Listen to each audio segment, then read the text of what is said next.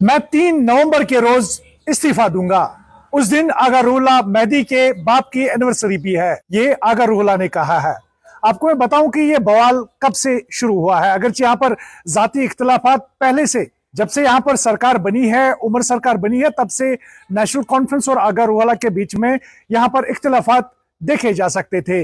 लेकिन वही इन इख्तिलाफात में तेजी तब से आने लगी जब यहाँ पर फारूक अब्दुल्ला ने जेके न्यूज टुडे को 24 अगस्त के दिन इंटरव्यू में कहा था कि अगर आगा रूहुल्लाह के पास वो सकत है कि वो लोगों के पास खुद जाए, अपने बलबूते पर वो इलेक्शन जीत के दिखाए। आपको मैं बताऊं कि 2024 के लोकसभा इलेक्शंस में नेशनल कॉन्फ्रेंस की टिकट पर वो पार्लियामेंट इलेक्शन लड़े थे, फिर उन्हें जीत भी हासिल की थी। फारूक अब्दुल्ला ने उनको ये बताया था कि अपने दमखम पर वो इलेक्शन लड़के दिखाए और फिर जीत के दिखाए। तो सबसे पहले ये बवाल जो है यहां से शुरू हुआ जब जेके न्यूज टुडे से इंटरव्यू के दौरान फारूक अब्दुल्ला ने 24 अगस्त के रोज ये बातें कही थी।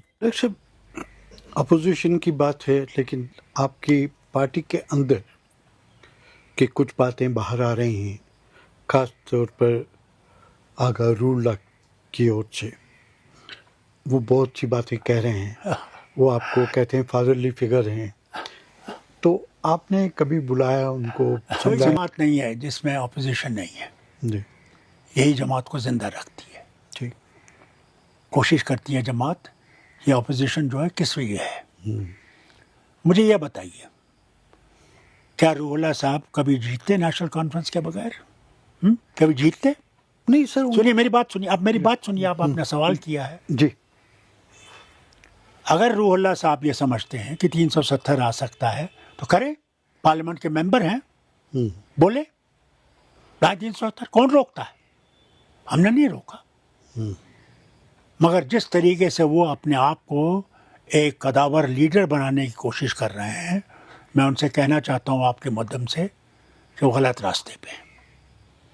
उनको ये देखना चाहिए उन 14 का क्या हाल हुआ जिनने 84 में मेरी हुकूमत को गिराया।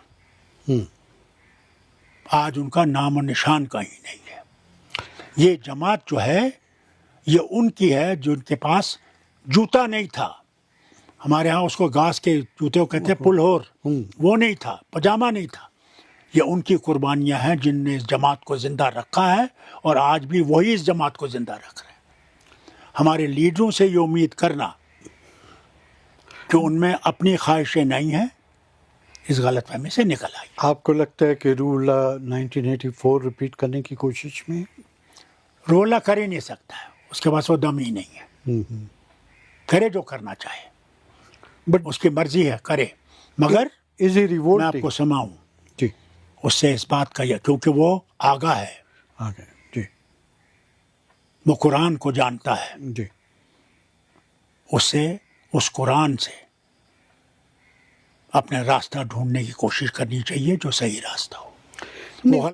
और उसके जवाब में आगा रूहुल्लाह मेहदी ने भी कहा था कि हम उनकी कदर करते हैं और उनको खाली हाथ नहीं भेजेंगे और उनको वो तोहफा जरूर मिलेगा।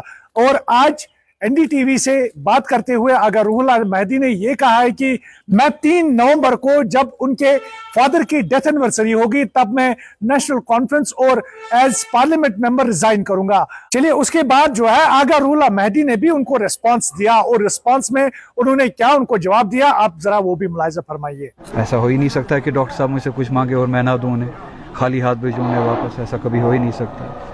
उनने कुछ मांगा और इस उम्र में मांगा, मैं उनकी इज्जत करता हूँ और मैं नहीं चाहूँगा कि वो मुझसे कुछ मांगे और मैं उन्हें खाली हाथ लौटा दूँ। तो वज़ाहतन कुछ दिनों में बात करूँगा। फिरदौस लाही, जानन वानी, जेके न्यूज़ श्रीनगर।